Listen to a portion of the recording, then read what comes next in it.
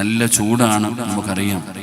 അതിലുപരി നമ്മളുടെ മനസ്സിന്റെ ഉള്ളിലും വലിയ ചൂടാണ്. നാളെ രാവിലെ പെട്ടി പൊട്ടിക്കുന്ന സമയത്ത് എന്താ സംഭവിക്കാന്നറിയാനുള്ള വല്ലാത്ത ആകാംക്ഷയാണ്. BP ഒക്കെ കൂടും, ചിലർ വല്ലാത്ത കാൽക്കുലേഷനിലാണ്.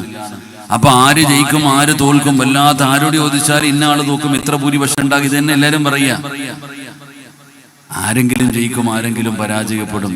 നമ്മള് ജയിക്കുന്നവരിൽ അള്ളാഹു നമ്മളെ പെടുത്തുമാറാകട്ടെ. അള്ളാഹുവിന്റെ പ്രവാചകൻ സല്ലല്ലാഹു അലൈഹി വസല്ലമ തങ്ങൾ ഏകാന്തനായിരുന്ന ആ ഗുഹയൊന്ന് ബറക്കത്തിനു വേണ്ടി ഒന്ന് കാണാനും ഒന്ന് കേറിയിരിക്കാനും ഒന്ന് തൊട്ടുമുത്താനൊക്കെ നമ്മൾ കടന്നു പോകാറുണ്ട്.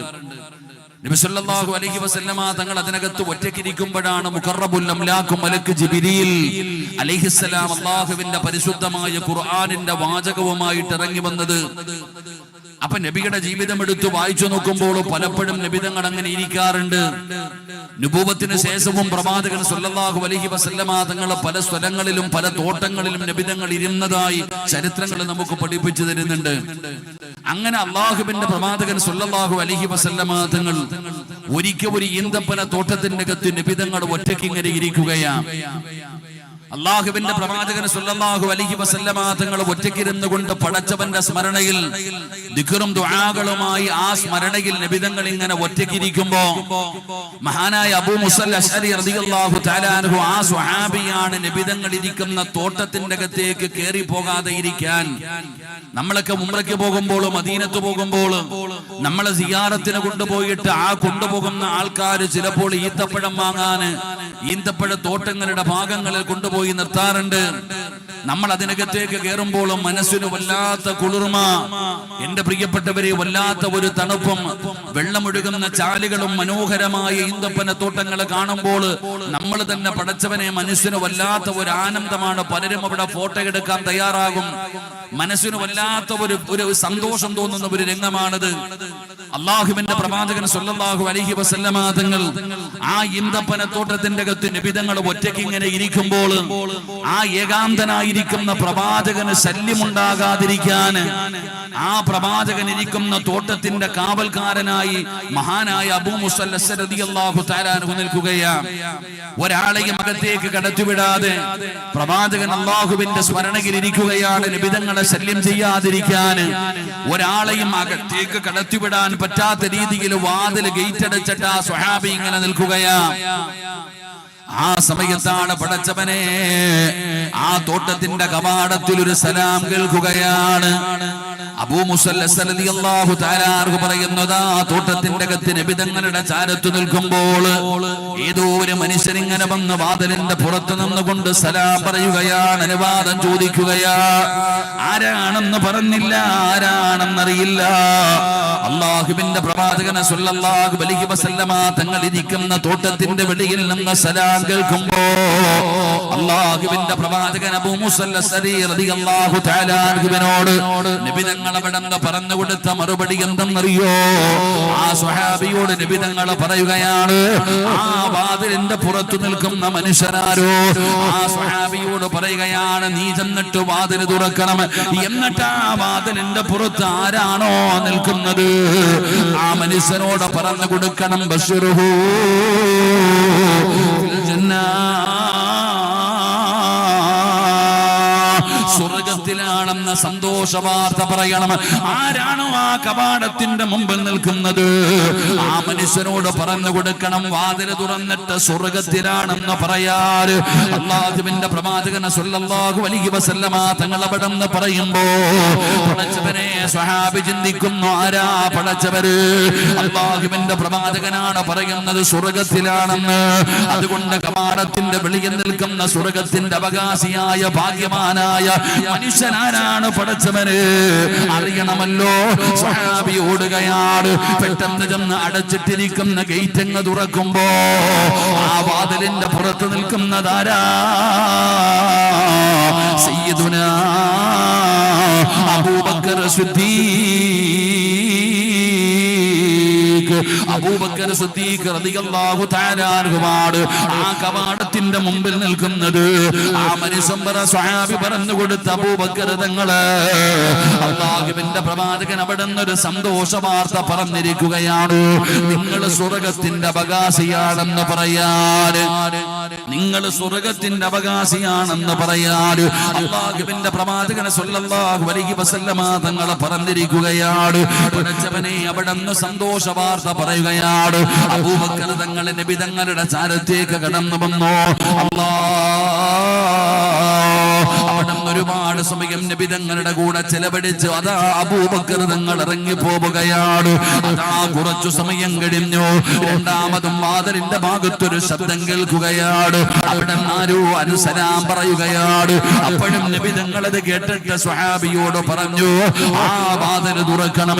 എന്നിട്ട് ആ വാതിലിന്റെ പുറത്തു നിൽക്കുന്ന മനുഷ്യനോട് പറയണം സ്വർഗ്ഗത്തിന്റെ അവകാശിയാണെന്ന്. മഹാനായ അബൂ മൂസ അശ്അരി റളിയല്ലാഹു തആല അൻഹു ആരാ പടച്ചവനെ നബി തങ്ങൾ പറഞ്ഞ സ്വർഗ്ഗത്തിന്റെ രണ്ടാമത്തെ അവകാശി ആരാണ്? ആ ഭാഗ്യവാൻ ആരാണ്? അവിടുന്ന് പടച്ചവനെ ഓടിച്ചെന്ന് വാതിൽ തുറക്കുകയാണ്. ആരാണ് വാതിലിന്റെ മുമ്പിൽ നിൽക്കുന്നത്?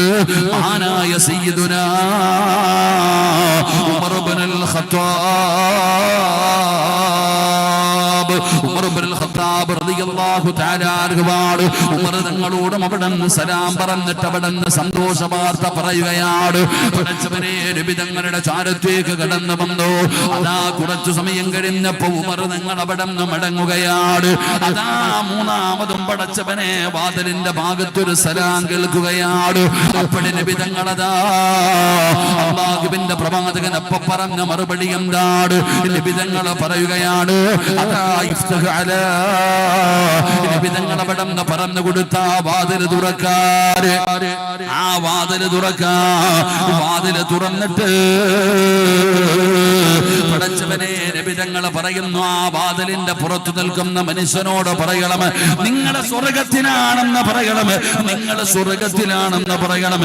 എന്നിട്ട് നബി തങ്ങൾ പറയുന്നു, ഇഫ്തഹ് അലാ ബൽബാ തഖൂലൂ, ആ വാതിലിന്റെ പുറത്തു നിൽക്കുന്ന മനുഷ്യനോട് പറയണം നിങ്ങൾ സ്വർഗ്ഗത്തിലാണെന്ന്. എന്നിട്ട് നബി തങ്ങൾ പറഞ്ഞു, ഇത്തിരി പ്രയാസവും ദുരിതങ്ങളും ബുദ്ധിമുട്ടുകളും ഒരുപാട് കഷ്ടപ്പാടും നിങ്ങൾ സഹിക്കേണ്ടി വരും, എങ്കിലും നിങ്ങൾ സ്വർഗ്ഗത്തിലാണെന്ന് ആ വാതിലിന്റെ പുറത്തു നിൽക്കുന്ന മനുഷ്യനോട് പറയണമെന്ന് നബി തങ്ങൾ പറയുമ്പോ സ്വഹാബി ഓടുകയാണ്. ആരാണ് പടച്ചവനെ പുറത്തു വന്ന് നിൽക്കുന്ന സ്വർഗ്ഗത്തിന്റെ അവകാശി ആരാ? ചെന്ന് വാതിൽ തുറക്കുമ്പോ സയ്യിദുനാ ഉസ്മാൻ ഇബ്നു അഫ്ഫാൻ, ഉസ്മാൻ റളിയല്ലാഹു തആല അൻഹു വാതിലിന്റെ പുറത്ത് നിൽക്കുന്നത്. സ്വഹാബി അവിടെന്ന് പറഞ്ഞു കൊടുത്തു, ഉസ്മാൻ തങ്ങള് നിങ്ങൾ സ്വർഗ്ഗത്തിന്റെ അവകാശിയാണെന്ന് നബി തങ്ങൾ പറഞ്ഞിരിക്കുകയാ. പടച്ചവനെ സ്വഹാബി അവിടെന്ന് പറയുകയാണ്, എന്തിനാണ് ഞാൻ ഈ ചരിത്രം പറഞ്ഞതെന്നറിയോ? അബൂബക്കർ തങ്ങൾ കടന്നു വന്നപ്പോ നബി തങ്ങൾ പറഞ്ഞ സ്വർഗ്ഗത്തിലാണെന്ന് പറയാറ്, ഉമർ തങ്ങൾ വന്നപ്പോഴും പറഞ്ഞ സ്വർഗ്ഗത്തിലാണെന്ന് പറയാറ്. ഉസ്മാൻ റളിയല്ലാഹു തആല അൻഹു കടന്നു വന്നപ്പോ നബി തങ്ങൾ രണ്ടുപേരോടും പറയാത്ത ഒരു പ്രത്യേകമായിട്ടുള്ള ഒരു കാര്യം കൂടെ ഓർമ്മപ്പെടുത്തുകയാണ്. കൂടുതലായ ഒരു പ്രയോഗം നടത്തുകയാണ്. അല്ലാഹുവിന്റെ റസൂൽ പറഞ്ഞതെന്തെന്നറിയോ? ആ വാതിലിന്റെ പുറത്തു നിൽക്കുന്ന മനുഷ്യനോട് പറയണം സ്വർഗ്ഗത്തിലാണെന്ന്. പക്ഷേ ഒരുപാട് കഷ്ടപ്പാടുകളും ദുരിതങ്ങളും ത്യാഗങ്ങളും പ്രയാസങ്ങളും നേരിടേണ്ടി വരും, എങ്കിലും നിങ്ങൾ സ്വർഗ്ഗത്തിലാണെന്ന് പറയണേ എന്ന് നബി മുഹമ്മദ് മുസ്തഫ സല്ലല്ലാഹു അലൈഹി വസല്ലമ തങ്ങൾ പറയുമ്പോ ആദ്യം വന്ന രണ്ടുപേരോട് പറയാതെ ഉസ്മാൻ തങ്ങളോട് പറയാനുള്ള കാരണം എന്താ? പഠിക്കണം ചെറുപ്പക്കാരാ, ആരാണ് സയ്യിദുനാ ഉസ്മാൻ തങ്ങളുടെ ചരിത്രം പഠിക്കണം ചെറുപ്പക്കാരാ. ജന്നത്തുൽ ബഖീ എന്ന് പറയുന്ന ഖബർസ്ഥാനിലൂടെ നടന്നു പോകുമ്പോ പടച്ചവനെ കുറെ വർഷങ്ങൾക്ക് മുമ്പ് അതാ നബി തങ്ങളുടെ ഭാര്യമാര് കിടക്കുന്ന, ഫാത്തിമ ബീവി കിടക്കുന്ന, അതാ ഒരുപാട് സ്വഹാബത്ത് കിടക്കുന്ന ആ പച്ചക്കുബ്ബയുടെ പരിസരത്ത് കിടക്കുന്ന ജന്നത്തുൽ ബഖീ എന്ന് പറയുന്ന ഖബർസ്ഥാനിലൂടെ ഞാനും നിങ്ങളും സിയാറത്തിന് വേണ്ടി കടന്നു പോകുമ്പോ അതാ പടച്ചവനെ ജന്നത്തുൽ ബഖീയുടെ മധ്യഭാഗത്തേക്ക് കടന്നു ചെല്ലുമ്പോൾ അതാ ചെറിയ ഒരു അടയാളം വെച്ച ഒരു ഖബറ് കാണാ, ഒരടയാളം വെച്ച ഒരു ബോർഡ് വെച്ചിരിക്കുന്ന ഒരു ഖബറ് കാണാ, അവിടെ ഒരു പോലീസുകാരൻ നിൽക്കുന്നത് കാണാ. ഈ കാണുന്ന ഖബർ ആരുടേതാണ്? ഈ ജന്നത്തുൽ ബഖീയുടെ മധ്യഭാഗത്ത് കിടക്കുന്ന ഈ മനുഷ്യനാരാ എന്ന് ചോദിച്ചാൽ അവിടെ നിന്ന് പറയുമായിരുന്നു സയ്യിദുനാ ഉസ്മാൻ ഇബ്നു അഫ്ഫാൻ റളിയല്ലാഹു തആല അൻഹുവിന്റെ ഖബറാണ്. പഠിക്കണേ ചെറുപ്പക്കാരാ, പെങ്ങളെ ഉസ്മാൻ തങ്ങൾ ആരാണെന്ന് പഠിക്കണേ. ഉസ്മാൻ തങ്ങളുടെ പടച്ചവനെ, ഉസ്മാൻ തങ്ങളുടെ ചരിത്രം വായിച്ചാ ഏത് ഹൃദയവും ഒന്ന് പിടയുകയാ, ഏതൊരു ഈമാനുള്ള മനുഷ്യന്റെയും കണ്ണ് നിറയുകയാണ്. ഉസ്മാൻ തങ്ങളുടെ ചരിത്രം കരയാതെ വായിച്ചു തീർക്കാൻ കഴിയില്ല. ഏതൊരു മനുഷ്യനും സങ്കടം വരുമടോ, ഏതൊരു മനുഷ്യനും ഉസ്മാൻ തങ്ങളുടെ ചരിത്രം വായിച്ചാൽ, പടച്ചവനെ അവസാന കാലഘട്ടം ഉസ്മാൻ തങ്ങളുടെ മരണത്തിന്റെ രംഗം വായിച്ചാൽ കരയാതെ ഒരു മനുഷ്യനെ വായിച്ചു തീർക്കാൻ കഴിയില്ല. ആ ഉസ്മാൻ തങ്ങളുടെ ചരിത്രം വായിച്ചു നോക്കണം പെങ്ങള്. ഒരുപാട് പഠിക്കാനുണ്ട്. എനിക്കും നിങ്ങൾക്കും ജീവിതത്തിൽ പകർത്താൻ കഴിയുന്ന ഒരുപാട് നന്മകൾ ഉസ്മാൻ റളിയല്ലാഹു തആല അൻഹുവിന്റെ ജീവിതത്തിൽ നിന്ന് ഒപ്പിയെടുക്കാൻ കഴിയുകയാ. അതുകൊണ്ട് പടച്ചവനെ, നബിതങ്ങൾ വല്ലാതെ ഇഷ്ടപ്പെട്ട സ്വഹാബിയാണ് ഉസ്മാൻ ഇബ്നു അഫ്ഫാൻ തങ്ങൾ.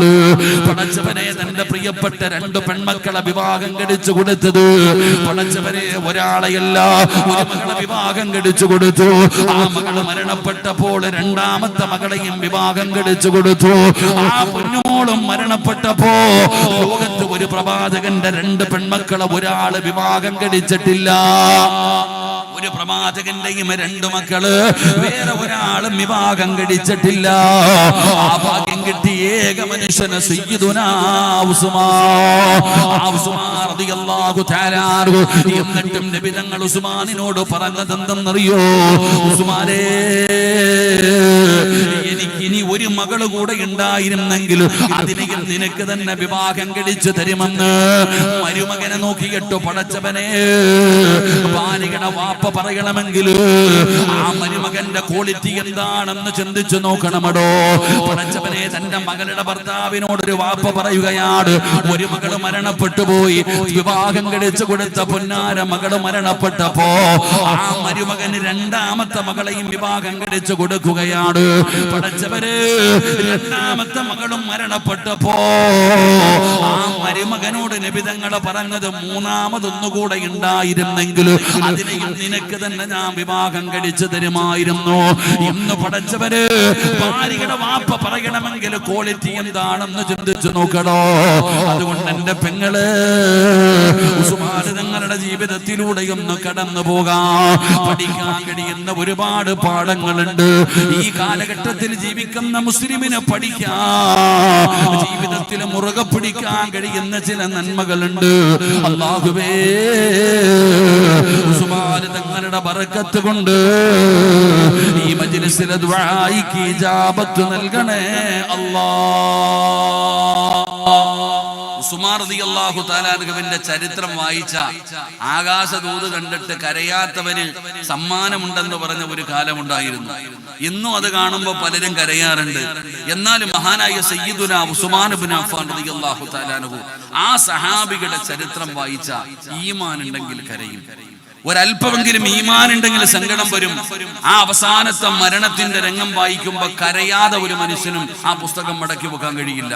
അതുകൊണ്ട് ആ ഉസ്മാൻ തങ്ങളുടെ ചരിത്രം നമുക്കൊന്ന് പഠിക്കാം. അള്ളാഹു ഭാഗ്യം നൽകുമാറാകട്ടെ, അള്ളാഹു ഭാഗ്യം നൽകുമാറാകട്ടെ, ഉറക്കപ്പുറം അള്ളാഹു ഭാഗ്യം നൽകുമാറാകട്ടെ. ഇൻഷാ അല്ലാഹ് ഞാൻ ഒന്ന് ഇരുന്നു രണ്ട് കാലിന് നീര് വന്നിട്ട് എന്റെ കാലിൽ കിടക്കുന്ന ഷൂസ് തികയുന്നില്ല. പക്ഷെ അത് ഇരുന്നോട്ടെ. ഇപ്പൊ ഒന്നാമത് ആരോഗ്യപരമായ ചില പ്രശ്നങ്ങളുണ്ട്, ശാരീരികമായി വലിയ ബുദ്ധിമുട്ട്. ഇരൊറ്റ പരിപാടിയിലേക്ക് ഞാൻ വരൂല.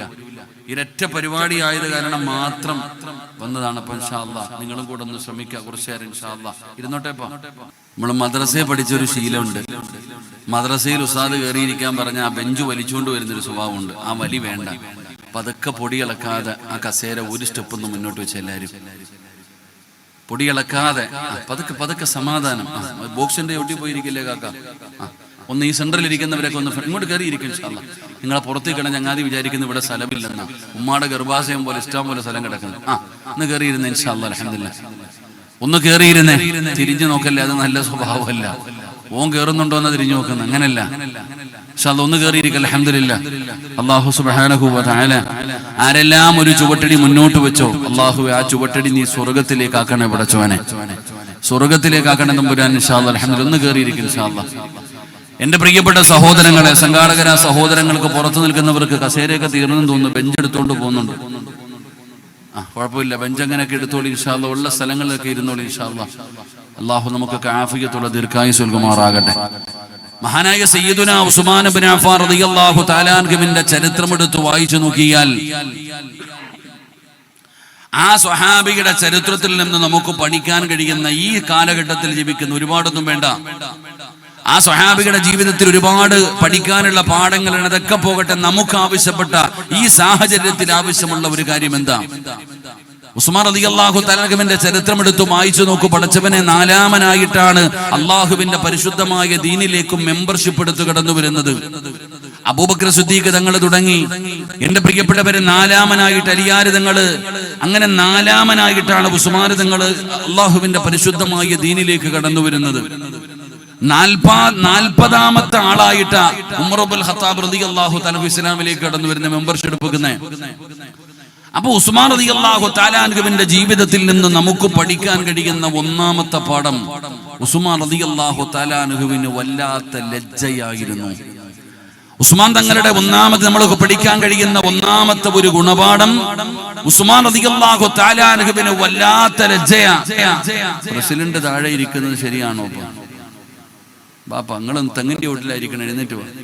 ജമാഅത്തിന്റെ പ്രസിഡന്റുമാണ്, ഇതിന്റെ ട്രഷറർ, ഇവിടുത്തെ അംബാനിയാണ്. വാ ഇൻഷാ അല്ലാഹ്, വാ ഇവിടുത്തെ ധനകാര്യ വകുപ്പാണ്. നിങ്ങൾ വാ, ഇപ്പം വേണം, നിങ്ങൾ താഴെ പോയിരിക്കുന്നു. വാ ഇൻഷാ അല്ലാഹ്.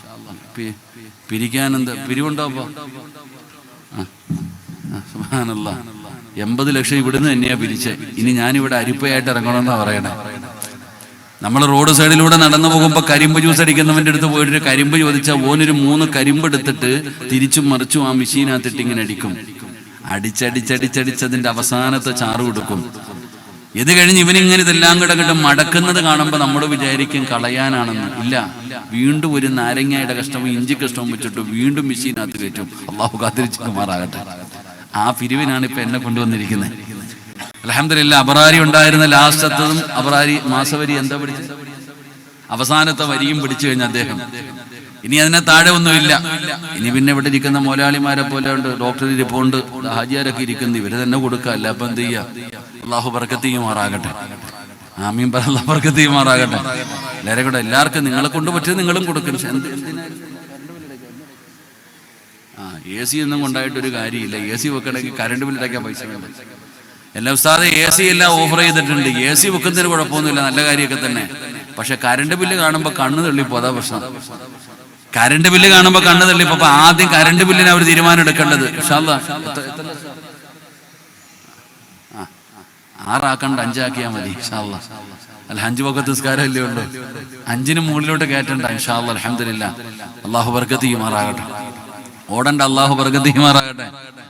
മഹാനായ സയ്യിദുനാ ഉസ്മാൻ ഇബ്നു അഫ്ഫാൻ റളിയല്ലാഹു തആല അൻഹുവിന്റെ പ്രത്യേകത എന്താ? വല്ലാത്ത ലജ്ജയാ. മക്കളെ, സാധാരണ ലജ്ജയൊന്നുമല്ല. ഉസ്മാൻ തങ്ങളുടെ ലജ്ജയെന്ന് പറഞ്ഞാൽ സാധാരണ ലജ്ജയൊന്നുമല്ല. ഉസ്മാൻ തങ്ങളുടെ ലജ്ജ കണ്ടിട്ടും മലക്കുകൾ പോലും അത്ഭുതപ്പെട്ടു പോയി. അല്ലാഹുവിന്റെ പ്രവാചകൻ സ്വല്ലല്ലാഹു അലൈഹി വസല്ലമ തങ്ങൾ പറയുന്നു, ഉസ്മാൻ തങ്ങളുടെ ലജ്ജ കണ്ടിട്ടും മലക്കുകൾക്ക് പോലും അത്ഭുതം തോന്നുകയാണ്. അവര് പോലും ലജ്ജിച്ച് തല താഴ്ത്തുകയാണ്. ആ ലജ്ജയെ കുറിച്ചാ ഞാൻ നിങ്ങൾക്ക് പറഞ്ഞു തരുന്നത്. എന്റെ പ്രിയപ്പെട്ട പെങ്ങള്, ഉസ്മാൻ റളിയല്ലാഹു തആല അൻഹുവിന്റെ ചരിത്രം എടുത്തു വായിച്ചു നോക്കൂ. 4ാമനായിട്ട് മുത്തുനബിയുടെ മുമ്പിലേക്ക് കടന്നു വരുന്നു. അതാ പരിശുദ്ധമായ ദീനിലെ മെമ്പർഷിപ്പ് എടുക്കുകയാണ്. ലാ ഷഹാദത്ത് കലിമ പറഞ്ഞുകൊണ്ട് അവിടുന്ന് ഇസ്ലാമിലേക്ക് കടന്നു വരികയാണ്. സയ്യിദുനാ ഉസ്മാൻ ഇബ്നു അഫ്ഫാൻ റളിയല്ലാഹു തആല അൻഹു അല്ലാഹുവിന്റെ പ്രവാചകന്റെ സറഫാക്കപ്പെട്ട കയ്യിലങ്ങ് പിടിക്കുകയാ. അല്ലാഹുവിന്റെ പ്രവാചകൻ സ്വല്ലല്ലാഹു അലൈഹി വസല്ലമ തങ്ങളുടെ ശറഫാക്കപ്പെട്ട കയ്യില് ഉസ്മാൻ റളിയല്ലാഹു തആല അൻഹു പിടിച്ചവിടുന്ന് മുസാഫഹത്ത് ചെയ്യുകയാണ്. ആ കയ്യവിടുന്ന് ചുംബിക്കുകയാണ്. എന്റെ പ്രിയപ്പെട്ട ചെറുപ്പക്കാരാ, ഉസ്മാൻ ഉസ്മാൻ തങ്ങൾ മരിക്കുന്നത് 83-ാമത്തെ വയസ്സിലാ. 83-ാമത്തെ വയസ്സിലാണ് ഉസ്മാൻ റളിയല്ലാഹു തആല അൻഹു ലോകത്തോട് വിട പറയുന്നത്. ആ ഉസ്മാൻ റളിയല്ലാഹു തആല അൻഹു 83 വർഷം ഈ ദുനിയാവിൽ ജീവിച്ചിട്ട് അല്ലാഹുവിന്റെ പ്രവാചകൻ സല്ലല്ലാഹു അലൈഹി വസല്ലമ തങ്ങളുടെ കയ്യിൽ പിടിച്ച വലത് കൈയുണ്ടല്ലോ, വലത് കൈ കൊണ്ടാണ് നബി തങ്ങളെ മുസാഫഹത്ത് ചെയ്തത്. ആ മുസാഫഹത്ത് ചെയ്ത വലത് കൈയുണ്ടല്ലോ, ആ വലത് കൈ കൊണ്ട് ഉസ്മാൻ റളിയല്ലാഹു തആല അൻഹു മരിക്കുന്നത് വരെ സ്വന്തം ഗുഹ്യഭാഗത്ത് പോലും, സ്വന്തം ഔറത്തിൽ പോലും അവിടെ നിന്ന് തൊട്ടിട്ടില്ല. അല്ലാഹുവിന്റെ പ്രവാചകന്റെ കയ്യിൽ പിടിച്ച ആ കൈ കൊണ്ട് സ്വന്തം ഔറത്തിൽ പോലും ഉസ്മാൻ തങ്ങൾ തൊടാറില്ലായിരുന്നു. കാരണം പടച്ചവനെ ലജ്ജയായിരുന്നു. നബി തങ്ങളുടെ കയ്യിൽ പിടിച്ച കൈ കൊണ്ട് സ്വന്തം ഔറത്തിൽ പോലും അവിടെ നിന്ന് തൊട്ടിരുന്നില്ല എന്ന് ചരിത്രം പറയുമ്പോ ആ സ്വഹാബികളുടെ ക്വാളിറ്റിയാണ് നമ്മൾ പഠിക്കേണ്ടത്.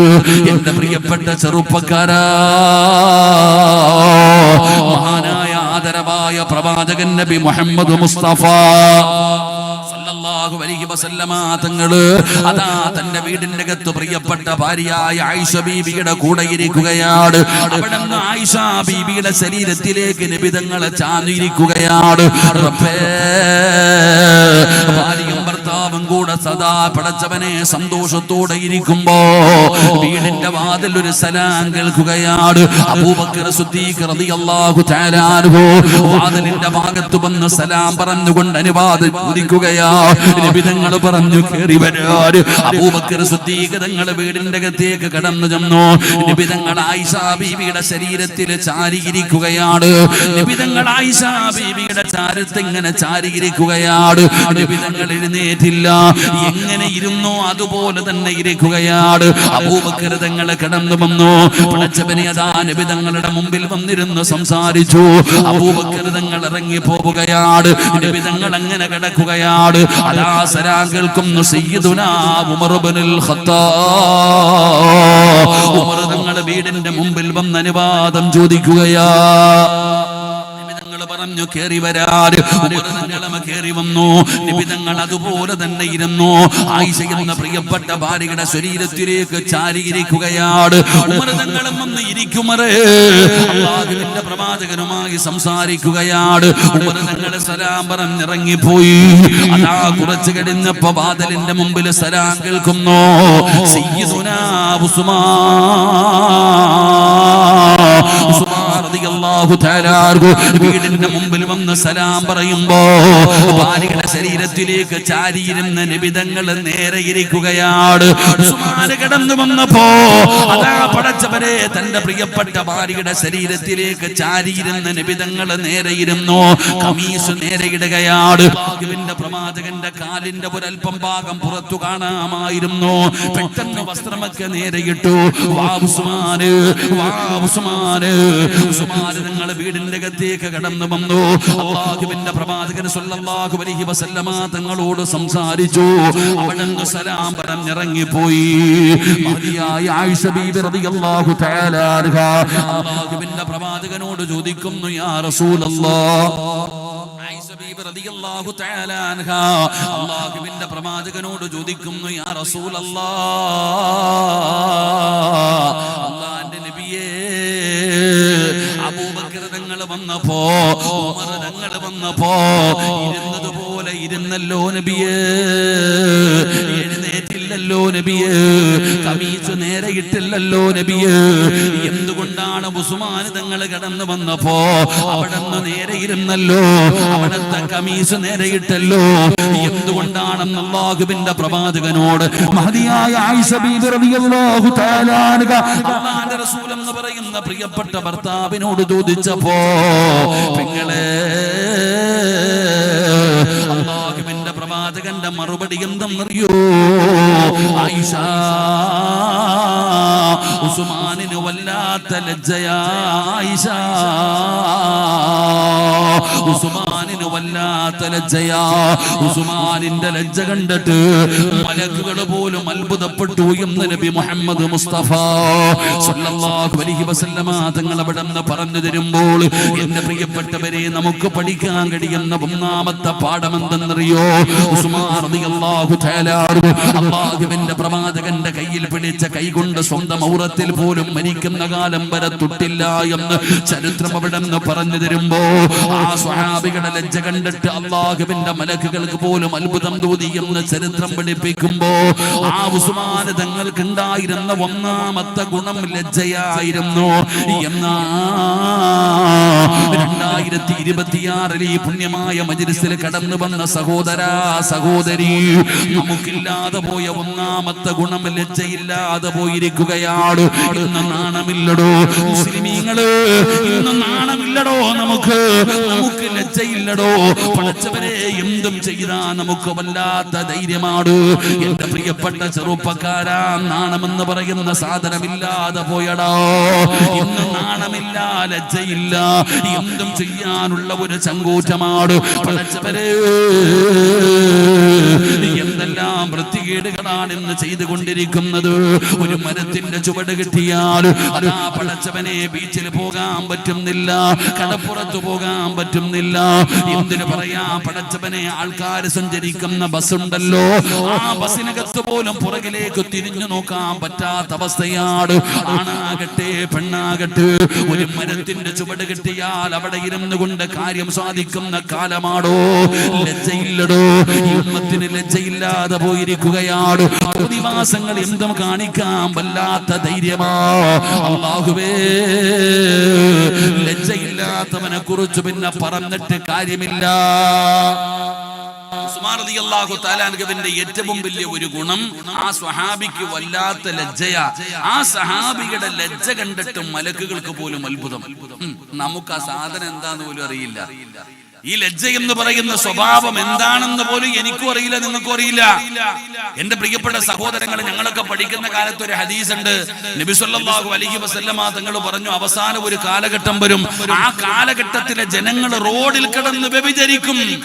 ജനങ്ങൾ നടന്നു പോകുന്ന വഴിയിൽ കിടന്ന് വ്യഭിചരിക്കുമ്പോ അള്ളാഹുവിനെ ഭയന്ന് ജീവിക്കുന്നവര് പറയുമത്രേ, വ്യഭിചരിക്കണ്ട എന്നല്ല, ഒന്ന് മാറിക്കിടന്ന് ചെയ്തുകൂടെ എന്ന് പറയുമെന്ന് മഹാനായ നബിയിന റസൂലുള്ളാഹി സ്വല്ലല്ലാഹു അലൈഹി വസല്ലം. സത്യം പറഞ്ഞ ഹദീസ് വായിച്ചപ്പോ ഇതൊക്കെ നടക്കുമോ തോന്നിയിട്ടുണ്ട്. എന്നാൽ ഇപ്പൊ മനസ്സിലാകുന്നുണ്ട്, ഒരു ബീച്ചിൽ പോയ ഒരു മരത്തിന്റെ ചുവട്ടിൽ കൊടയും പിടിച്ച് മലക്കുകൾ ഇരിക്കണ പോലെ ഇരിക്കുന്നേ.